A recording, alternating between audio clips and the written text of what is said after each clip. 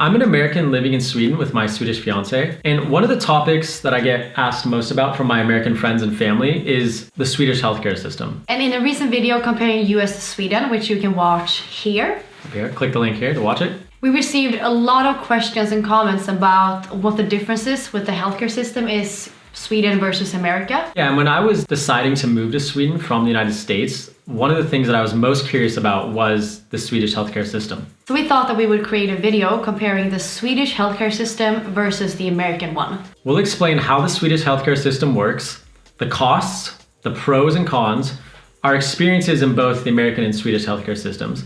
And finally, we'll let you decide which one you prefer. To start, I think it's pretty fair to say that most Americans are not satisfied with healthcare in the United States or not satisfied with the costs. In fact, 6 out of 10 Americans say the healthcare system is in a crisis state or has major problems.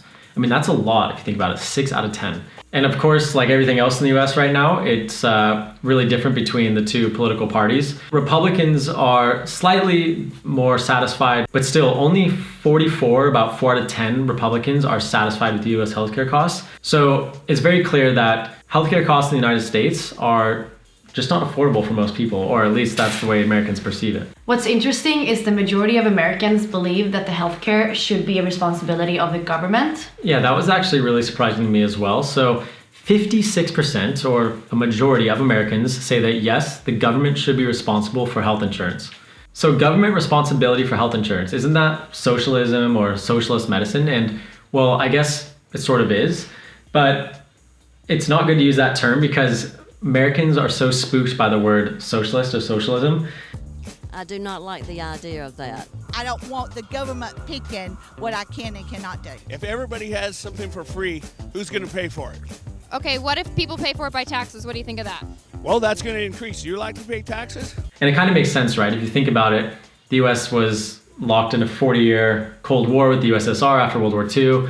That generation, and even my generation, is sort of indoctrinated from the media, from their schools, from culture, that anything socialist or socialism is bad. We are living in an era marked by the growth of socialism, its basic godless philosophy. Lying, dirty. Its goal of world conquest. It's an international criminal conspiracy. So is Swedish healthcare socialist? And if so, how does it work? Swedish healthcare is universal and decentralized. All residents have access to healthcare. Responsibility lies with the regional councils and municipal governments. Medical care is handled mainly through local health centers called vårdcentrals. Am I pronouncing that right? Yeah, a vårdcentral. And that's basically the first place you go and visit when you have some sort of medical issue. You go to the vårdcentral for issues like sore throat, urinary infection, allergy, dizziness, back pain, and chronic illness. The vårdcentral is where most people go first to see a general practitioner. And if you need a referral, or what in Sweden they call a remiss, the practitioner there can refer you to a specialist such as like a dermatologist, a stomach doctor, a head doctor, and so on. All right, so how much does all of this cost? One common misconception is that healthcare in Sweden is free, which of course that's not the case. Yeah, we pay taxes to the local government, which funds the healthcare. That's a topic for a different video, we won't get into it, but I can firmly say that when I was living in California, I was paying a very similar tax rate to what I am in Sweden now.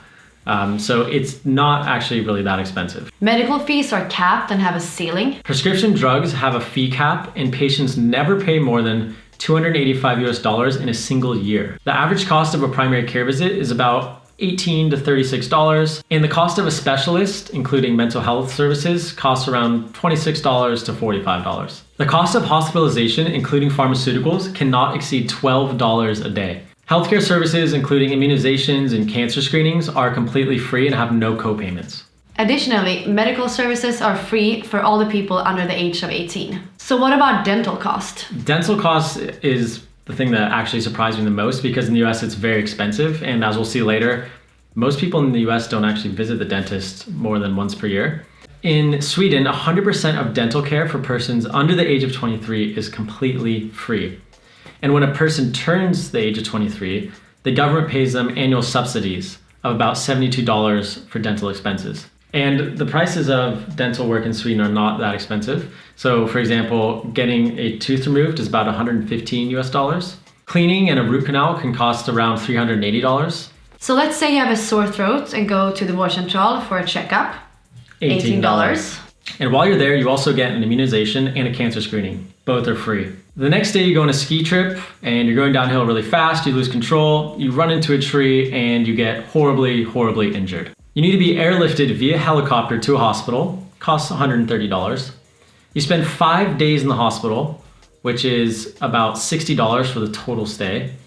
The doctor prescribes you medicine that you need to take daily for a year. Well, the absolute maximum cost for that would be $285. After you leave the hospital, you need some work on your teeth because you skied into a tree. The dental work costs 20,000 SEK, which is about $2,400, but you are reimbursed 85%, which means that would be 2,055 back. Making the dentist visit only 366 in total. So for the hospitalization, the airlift, the pharmaceuticals, the cancer screening, the immunization, the dental work, you're looking at a grand total of $855.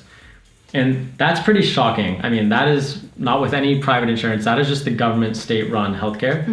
And for example, to compare apples to apples, in the US, an airlift is something like $20,000 after insurance. Before we go any further, we'd just like to say that if you're enjoying this video, you can help us out by clicking that like button. That helps the YouTube algorithm and shows our video to more people. And if you want to see more videos comparing the US to Sweden or our life in Sweden, please click the subscribe button. And finally, if you have any questions about healthcare in Sweden or have any comments about it, leave them in the comment section below. We read every single comment and try to respond to as many as possible. So how does this compare with the USA healthcare? Well, healthcare in the United States is very complicated and it differs from state to state.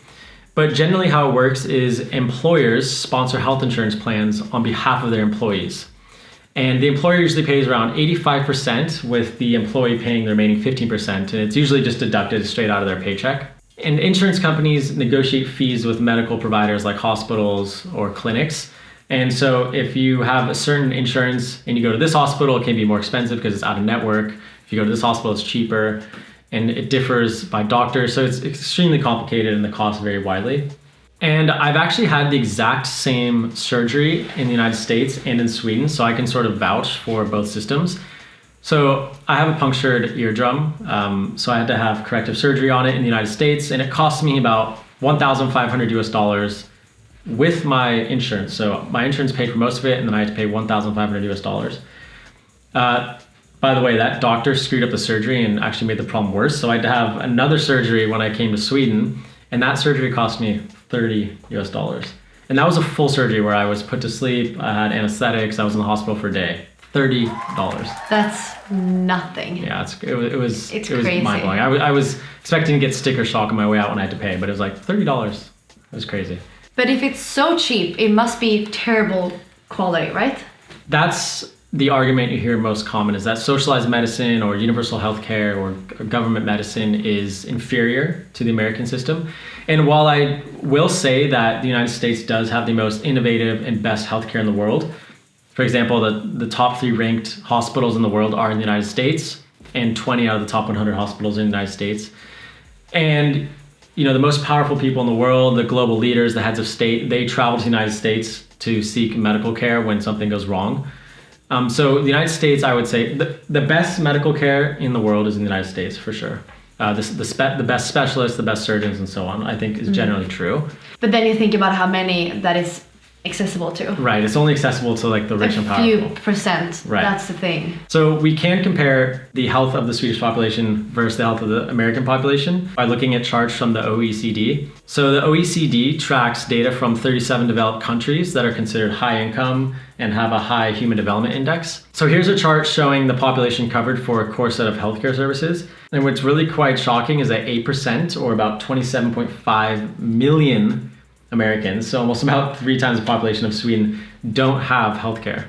So I think medical care, or the lack of medical care, is what is contributing to inequality in the United States. When people can't afford health insurance, and then when they do get sick and they're hit with these, debilitating, crippling, catastrophic medical bills, it throws them into debt, or throws their family into poverty. And I really truly think that's one of the reasons why you're seeing a widening inequality wealth gap in the United States, is because some people have health insurance and can afford to go to the doctor, and others do not. So one way to measure this is by looking at catastrophic health spending. And basically what this measures is the percent of households that had to make a healthcare payment that was considered, catastrophic to their financial well-being. And as you can see in the United States, 7.4% of households in the last year made a catastrophic healthcare payment. And that compares with Sweden with only 1.8% of households. And what I think is really jarring is that there is a big difference between the richest households and the poorest households. So for example, in the United States, if you go to GoFundMe.com, 1/3 of all of the campaigns on there are for raising money for health-related things. Yeah, it's so sad, like all the kids that need help. And they're not going to survive if they don't get this money and the parents can't pay for it. Yeah. It's so sad. Another sort of proxy to measure health between countries is looking at the life expectancy at birth. And as you can see here on this chart, in the United States, the life expectancy is around 78 years old. And in Sweden, which is above average, it's 82 and a half years old. Like I said earlier, a lot of Americans don't actually visit the dentist each year. By looking at this chart, you can see that only 41% of Americans had been to a dentist in 2014. And in Sweden, it was 70.9%. 70.9%, yeah. It's like 71%. Yeah. It looks like Sweden and the United States come pretty close on the number of adults that smoke on a daily basis. You can see that Sweden has about 10% and the United States is about 10.5% or so. This is the share of the population of dependent drinkers, and wow, USA is number 4 behind Latvia, Hungary, and Russia. And Sweden is, what is that, like 10th place between Slovak Republic and Lithuania? So as you can see, in many ways, Swedes are actually a lot healthier than Americans. In fact, Sweden was ranked the 6th healthiest country in the world by Bloomberg. And the US was ranked all the way down in number 34. Oof. That is, you think of the United States as being the richest country in the world, like surely they have the best healthcare for most people, and it's all the way down to number 34. But what about the wait times? That is something you often hear when you talk about universal healthcare. Wait times in countries with universal healthcare can be much longer compared to those in the US. For example, for that ear surgery I had here in Sweden, I did wait, I think it was like 4 to 6 months to get the surgery. Yeah. Whereas in the US, I could schedule and have it in a few weeks. And what I think a lot of people don't realize is that you can buy private health insurance in Sweden. It exists, and I think it's like 1 in 10 or something. In Sweden, 1 in 10 people do not rely on Sweden's universal healthcare, but instead purchase private health insurance. While the costs for private plans vary, one can expect to pay around 4,000 crowns, which is around $435 annually for one person on average. So what do you think about Swedish healthcare versus American healthcare? It's hard to say, because if you live in the US and you make a lot of money and you have a good health insurance, that will pay for everything mostly, But to me, the one major thing that I'm afraid of moving to the US is, if we don't have the best health insurance. And whereas in Sweden, I know that I will always be protected. No. I know that if one of us, gets sick, we won't be able, we don't need to sell our house. Yeah. I think you nailed it on the head. I agree. I think for the broader population, for the general public, the Swedish system is clearly much better. Whereas if you are, fortunate enough to have a high-paying job in the US and have really good health insurance, then I would say that system is probably better. But again, for the majority of the people, for the whole, I think the Swedish system is fair and works. And like we said, you can always purchase private health insurance in Sweden if you don't want the government healthcare. Yeah. So I kind of wish more Americans would consider universal healthcare coverage. We'll see if it ever happens. Probably won't. No, probably won't.